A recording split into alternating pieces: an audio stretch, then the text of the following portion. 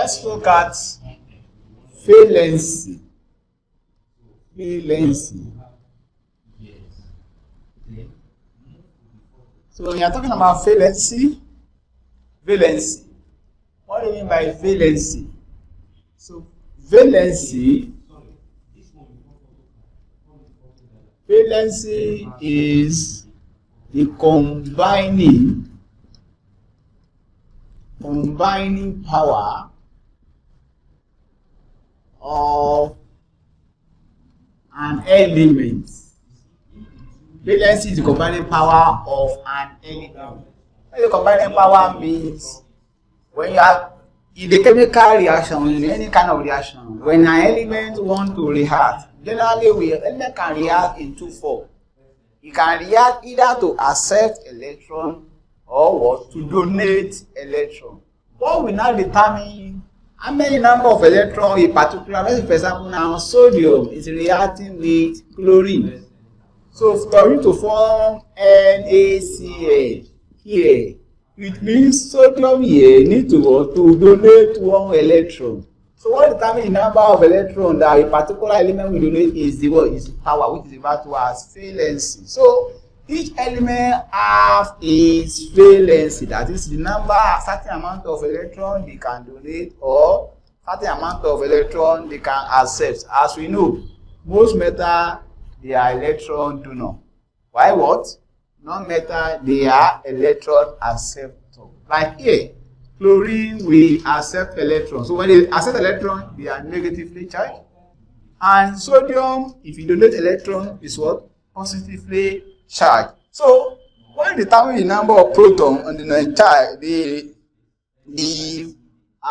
electron they will accept or donate is referred to as valency. So valency is the combining power of an element. So it's the combining power of an element. So you can say in a simple term,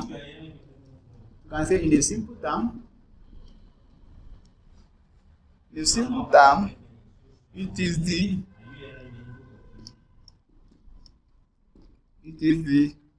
number of electrons. It is the number of electrons. It is the number of electrons.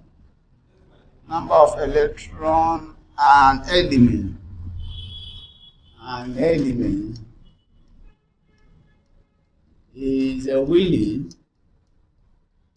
Number of electron element is willing to accept or donate. To accept or donate.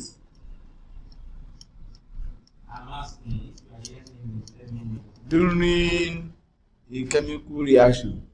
During a chemical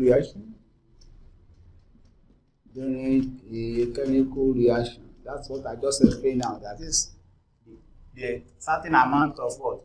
Of electron that a particular atom can donate or accept. So when I told us most metal they are what? Electron donor. You donate electron, that's why they always become what? Positive charge. Why what? Non-metal. They are electron acceptor. They accept electron from metal. And they always was from negative charge. They are electron acceptor. Why this one is electron donor. So, and although we have some element that they have more than one, they can valency. So you can say some elements. So some elements are capable. So elements are capable of exhibiting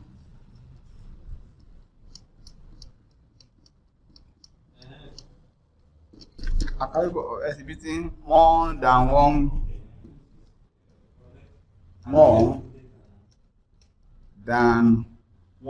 valency. More than one valency. So that one will give less. That one will now help us. This one is common to transition elements. Those are transition elements. That's why at times you can see copper 1, At times you can see +1. At times you can see copper 2. At times you can see iron 2 plus. At times you can see iron 3 plus. You know, in chemical reaction, iron 2 is what? Green.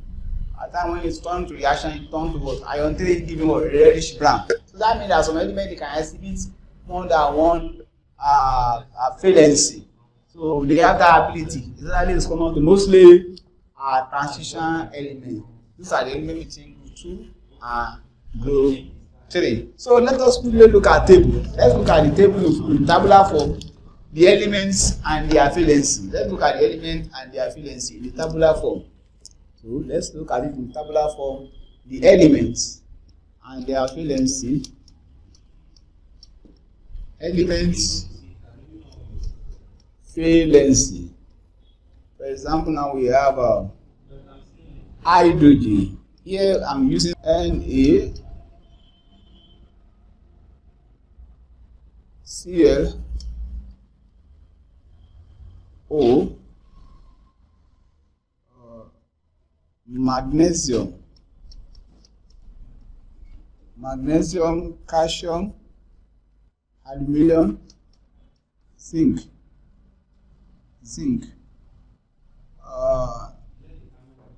manganese. So for hydrogen, you have 1, sodium is 1, chlorine is -1, O -2, magnesium 2, calcium 2, aluminum 3, zinc is 2. Manganese, you have variable valency. I think I have manganese 2. Okay, let me leave like this. Aluminum 3, zinc is. Manganese, you have 2.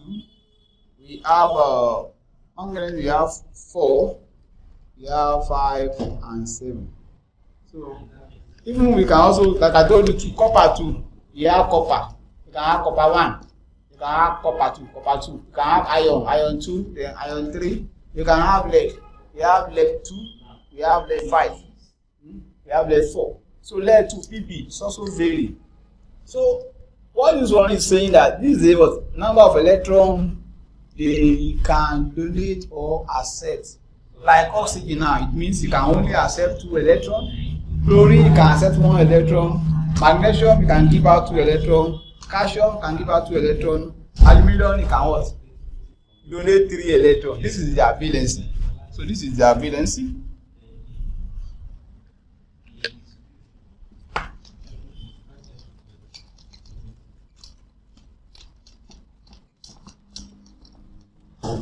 So it is this valency that will play a role when you want to form a chemical reaction. For example, now let's look at this. You want to react copper. Let's say you want to react copper with okay. Let's look at calcium with NO3. You know this NO3 here, we call them radicals. Radicals are a group of atoms that work together to function as what? As a unit. So radical, NO3 is a radical. Calcium, this is a particular element. Valency is 2. So for this NO3 now, their own valency, the valency of this NO3 is 1. When you want to form chemical reaction, they exchange. So that means this calcium will donate 2 electrons to this. So in that case, this one will collect this one. I'm going to have CaNO3. We are going to have bracket 2. And that's kind of what chemical reaction will form. So valency play a vital role in the chemical equation. How do we write chemical equation? Their valency will tell you the number of particular electrons they can accept when they react with other compounds. That's why we need to what? We need to have idea of their valence. Before you form any chemical equation or chemical reaction, you need to have idea of what? Or the valency of element taking part in that reaction. So valency is what? Is the combining power of a particular element in a chemical reaction. So with this, let us quickly look at name of some compound. Since we have seen that valency helps us in forming a particular compound, let's look at names of compound in tabular form, chemical formula, and let's just look at that name of compound.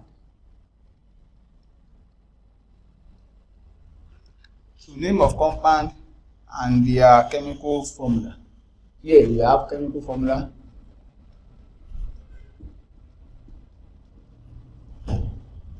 Name of compound and their chemical formula. The first one, let's look at name of compound here. You can say sodium hydroxide. Sodium hydroxide. So sodium, valency of sodium is 1. Valency of hydroxide, OH, is also 1, -1. This one is +1. By the time they interchange, 1 times this is going to form NaOH. That's why we have NaOH. That is, N here times 1 here give us this. This 1 times 1 give us this. So we are using the idea of their valency to form them. The next one is carbon. Let's look at carbon 4 oxide.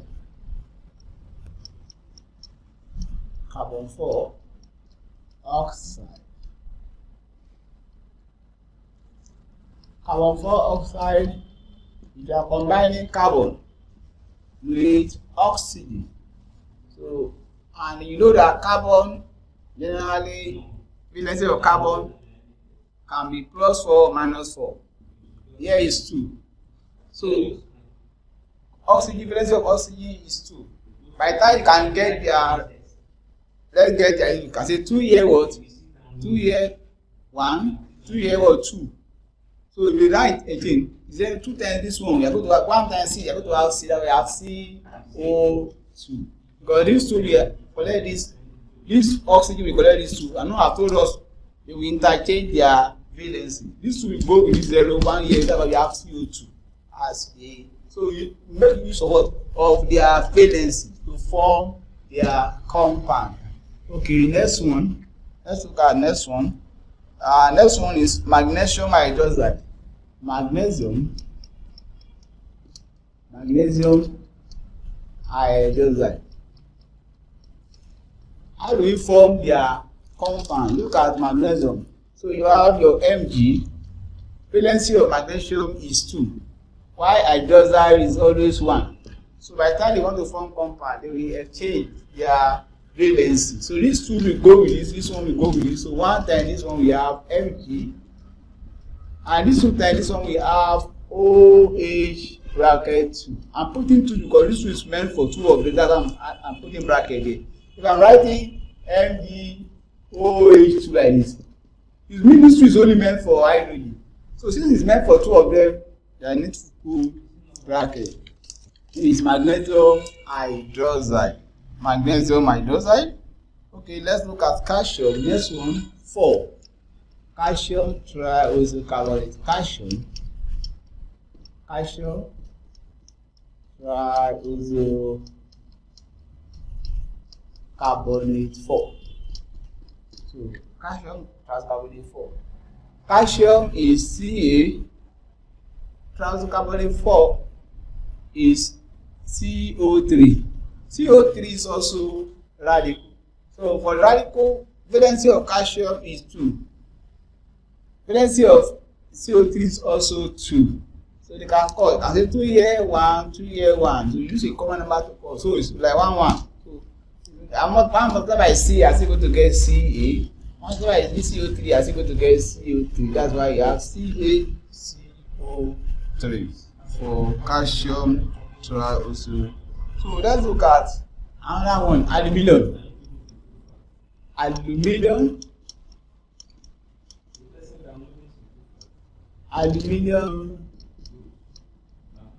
tetraososulfate 6. Aluminium tetraososulfate 6. How do we write that? Aluminium tetraososulfate 6. How do we write that? So let's first write Al is for aluminium. Valency of aluminium is for 3. What of tetraososulfate 6? Tetraososulfate is SO4. SO4 tetraoxosulfate. What is the valency of SO4? It is 2. So when they now want to form reaction, look at it. They will exchange there. So these two will come to this Al like this. They are going to have Al2. These three will come to this SO4. They are going to have SO4 brackets. They are going to put it like this. So these three will combine with this one to give all this. Why these two will combine this one to give all this? This is what? This is the chemical formula of aluminium tetraoxosulfate 6. And what we use to form is what? Is their valency. Knowledge of their valency will help you in writing correct formula for any chemical compound. Once you remember their valency, you interchange their valency. This one we take this one, we take this, and you form the correct formula for any chemical compound.